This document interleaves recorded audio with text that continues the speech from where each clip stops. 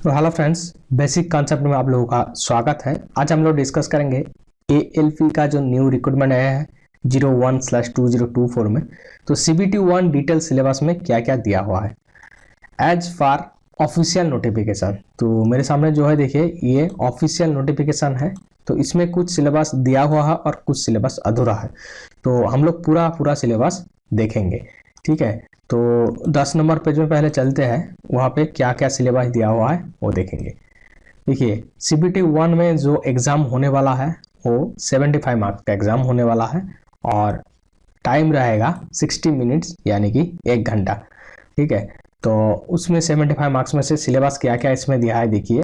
First है topic जो है मैथमेटिक्स। मैथमेटिक्स में क्या क्या है देखिए, number system, BOD, MAS, decimal, fractions, LCM, HCF, ratio, proportion, percentage, mensuration, time and work, time and distance, simple and compound interest, profit loss, algebra, geometry, trigonometry, elementary statistics, square root, age calculation, calendar and clock, pipe and system, etcetera.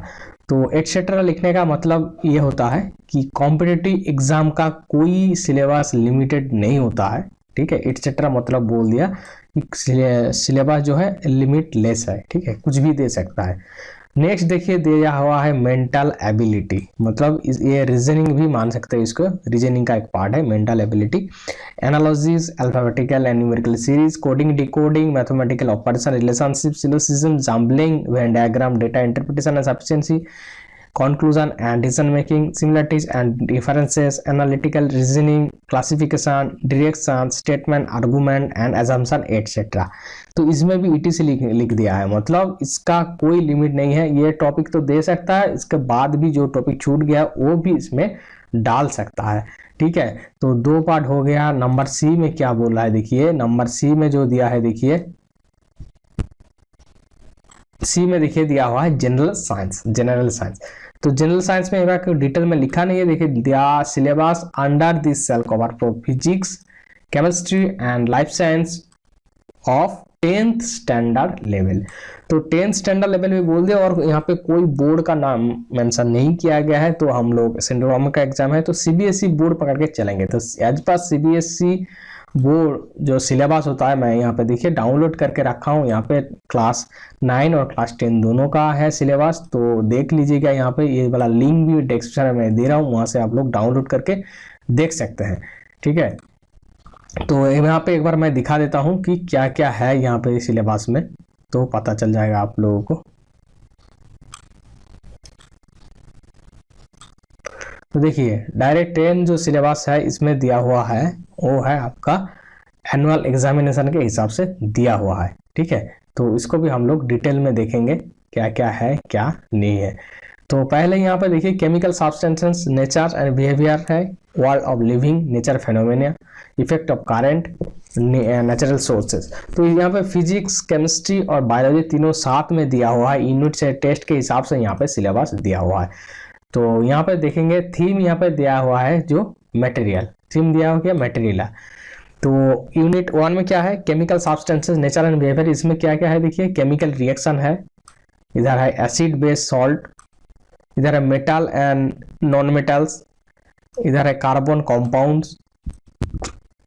Next दिया है देखिए the world of living. The world of living में क्या क्या है देखिए, life process, ये देखिए बायोलॉजी का हिस्सा है। The basic concept of nutrition, respiration, transport and excretion in plants and animals. तो ये दिया हुआ है देखिए। नेक्स्ट पेज में देखते हैं क्या दिया हुआ है देखिए। तो नेक्स्ट पेज में देखिए control and coordination of animal and plants. यहाँ पे दिया है रिप्रोडक्शन, ये हेरिडिटी एंड इवोल्यूशन। और इधर जो दिया हुआ है देखिए next natural phenomena. Natural phenomena मतलब फिजिक्स का पार्ट होगा, ये वाला फिजिक्स का पार्ट क्या हुआ देखिए, रिफ्लेक्शन ऑफ लाइट और लेंस, मतलब लाइट का चैप्टर पूरा दे दिया। Function of lens, human eye दे दिया, रिफ्लेक्शन ऑफ लाइट ये सब दे दिया। उसके बाद देखिए दिया हुआ how thing work, effect of current, ठीक है, ये भी फिजिक्स का पार्ट है। इफेक्ट ऑफ करंट यहाँ पे दे दिया, बेसिक इलेक्ट्रिकल का electric current, potential difference, Ohm's law, resistance, resistivity दे दिया है। उसके बाद देखिए मैग्नेटिक इफेक्ट ऑफ करंट का मैग्नेटिक इफेक्ट दे दिया है यहाँ पे। उसके बाद देखिए यहाँ पे दिया हुआ है नेचुरल सोर्सेस। नेचुरल सोर्सेस में एनवायरनमेंट आ गया, इकोसिस्टम आ गया, एनवायरमेंटल प्रॉब्लम आ गया, ओजोन डिप्लेशन आ गया, waste production and their solution आ गया, बायोडिग्रेडेबल नॉन बायोडिग्रेडेबल सब्सटेंसेस ये आ गया। ठीक है, तो सिलेबस मेरा 10th पे सिलेबस इतना है। तो 10th स्टैंडर्ड लेवल बोला गया है, मतलब हम लोग को 9th स्टैंडर्ड का भी देखना है सिलेबस। ठीक है, 9th स्टैंडर्ड का भी देखना है। और मैं पहले ही बता दिया हूँ कि कॉम्पिटिटिव एग्जाम के लिए कोई लिमिटेड सिलेबस नहीं होता है। ठीक है, कोई लिमिटेड सिलेबस नहीं होता है। तो 9th का भी देख लेते हैं क्या क्या सिलेबस यहाँ पे दिया हुआ है। देखिए मैटर, नेचर एंड बिहेवियर यहाँ पे दिया हुआ है। देखिए नेचर ऑफ मैटर, उसके बाद particle nature and their basic units, structure of atoms. उसके बाद क्या दिया हुआ है, देखिए organisation in the living world, cell basic unit of life, tissues, organ, organ system, organism ये दिया हुआ है। देखिए नेक्स्ट पेज में देखिए क्या दिया हुआ है। देखिए मोशन, फोर्स, वार, फिजिकल साइंस का पार्ट हो गया, फिजिक्स का पार्ट हो गया। मान लीजिए motion, force and Newton's law, gravitation, flotation, work for energy, power, sound और फूड प्रोडक्शन। ठीक है, इतना है। तो क्लास 9 और 10 मिला के पढ़िएगा, क्योंकि 10th लेवल बोल दिया है, मतलब 10th लेवल के नीचे तक भी आपको पढ़ना है, अप टू 10th लेवल, उससे बाहर नहीं जाएगा। तो ये एक तरफ से जनरल साइंस भी हो रहा है और ये जीके के अंदर आ जाता है, जनरल नॉलेज के अंदर भी ये आ जाता है। तो ये अच्छे से पढ़िएगा, टेक्स्ट बुक अगर है आपके पास तो पढ़िएगा। और जो लोग सीबीएसई बोर्ड से बाहर हो, स्टेट बोर्ड से पढ़ाई किए हो, तो स्टेट बोर्ड का जो सिलेबस है, अलग अलग स्टेट में सिलेबस अलग अलग है, लेकिन लगभग सेम है, थोड़ा बहुत इधर उधर है लेकिन लगभग सेम है। तो स्टैंडर्ड सिलेबस मान के आप इसको चल सकते हैं। तो उस हिसाब से आप पढ़ाई कीजिए। जैसे टेक्स्ट बुक है तो टेक्स्ट बुक के हिसाब से आप पढ़ाई कीजिए, तब आपके लिए फायदा होगा। तो मैं बता दिया हूँ फिजिक्स, केमिस्ट्री और लाइफ साइंस में क्या क्या सिलेबस है। उसके बाद नेक्स्ट देखिए डी में है जनरल अवेयरनेस। जनरल अवेयरनेस में देखिए करंट अफेयर्स हो गया, साइंस एंड टेक्नोलॉजी हो गया, sports, culture, personalities, economics, politics and their subject of importance. मतलब पूरा का पूरा जीके और करंट अफेयर्स यहाँ पे दे दिया। ठीक है, पूरा का पूरा जीके और करंट अफेयर्स। तो यहाँ पे मैं बता देता हूँ, जो जीके और करंट अफेयर्स रहता है, जीके अभी देना गवर्नमेंट एग्जाम में देना लगभग बंद कर दिया है। ठीक है, थोड़ा बहुत 1-2 मार्क्स देता है जीके, मतलब स्टॉक जीके बता रहा हूँ। हिस्ट्री का जितना क्वेश्चन आता है, हिस्ट्री, जियोग्राफी, साइंस का, पॉलिटिक्स का जितना क्वेश्चन आता है वो अभी देना बंद कर दिया है। करंट अफेयर्स पर ज़्यादा ध्यान दे रहा है। ठीक है, करंट अफेयर ज़्यादा ध्यान देना है। तो हम मेरा चैनल में जो लोग हो आए हो, मैं लास्ट में आपको दे दूंगा जनरल अवेयरनेस, मतलब जनरल अवेयरनेस करंट अफेयर्स के ऊपर जितना नोट्स होगा, जितना बीट्स होगा, मैं दे दूंगा लास्ट 6 महीना से 1 साल।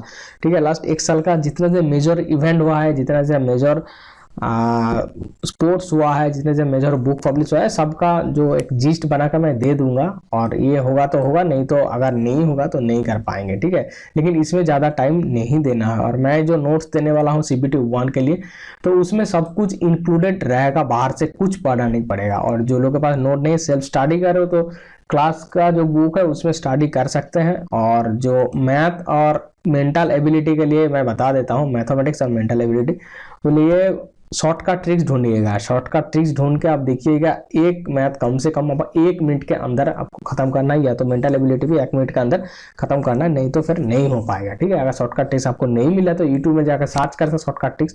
और मेरा जो नोट्स है मैं जो देने वाला हूँ उसमें पूरा शॉर्टकट ट्रिक्स लगा के किया हुआ है। ठीक है, तो उसमें पढ़ने से थोड़ा कम टाइम में आप ज़्यादा पढ़ पाएंगे। तो चलिए, धन्यवाद। नेक्स्ट वीडियो में दूसरा टॉपिक लेकर डिस्कस करेंगे।